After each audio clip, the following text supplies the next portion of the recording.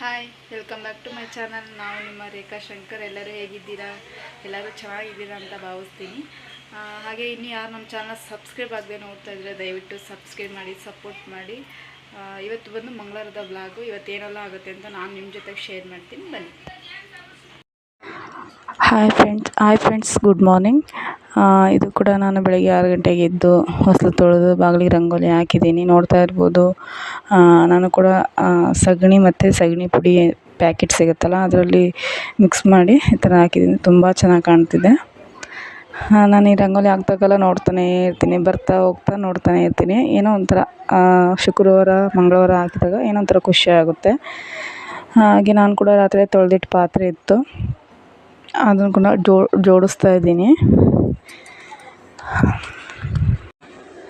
ಹಾಗೆ ಇನ್ನೂ ಯಾರು ನಮ್ಮ ಚಾನಲ್ ಸಬ್ಸ್ಕ್ರೈಬ್ ಆಗದೇ ಇದ್ದೀರಾ ದಯವಿಟ್ಟು ಸಬ್ಸ್ಕ್ರೈಬ್ ಮಾಡಿ, ಸಪೋರ್ಟ್